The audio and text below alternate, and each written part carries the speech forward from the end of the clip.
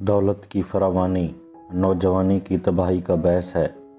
جو شخص دولت کے استعمال سے ڈرتا ہے وہ دولت پانے کا مستحق نہیں۔ یہ ضروری نہیں کہ ہر شخص اعلیٰ مرتبہ اور دولت مند ہو، بلکہ یہ بھی ضروری نہیں کہ وہ عقل مند ہو، لیکن یہ اشد ضروری ہے کہ وہ نیک چلن اور ایماندار ہو۔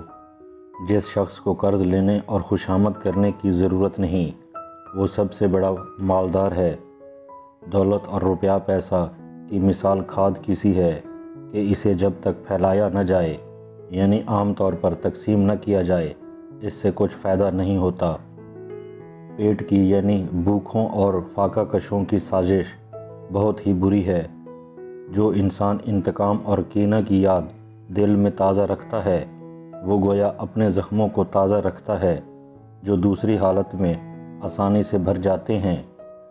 جو شخص فراغت اور سنجیدگی سے زندگی گزارنا چاہتا ہے، اسے چاہیے کہ اپنا خرچ اپنی آمدنی سے نفس رکھے۔ اگر کسی کو دولت مند بننے کی خواہش ہے تو اس کا خرچ اس کی آمدنی سے تہائی ہونا چاہیے۔ جو شخص کسی ایسے ملک میں سفر کرتا ہے جس کی زبان سے وہ نا آشنا ہے، وہ گویا مدرسے جاتا ہے، نہ کہ سیر کو۔ کوئی قوم جو علم اصلاح سے بے بھر ہے، کبھی اقبال مندی کا منہ نہیں دیکھ سکتی۔ جو شخص اپنا کام اپنے ہاتھوں سے کرتا ہے، وہ اس شخص کی نسبت زیادہ کامیاب رہتا ہے جو دوسروں کی مدد کے بھروسے پر اپنا کام کرنے سے پہلو تہی کرتے ہیں۔ کامیابی ایک مرتبہ آ کر دروازہ کھٹکھٹاتی ہے، مگر مصیبت دن اور رات میں کتنی بار تم پر حملہ کر سکتی ہے۔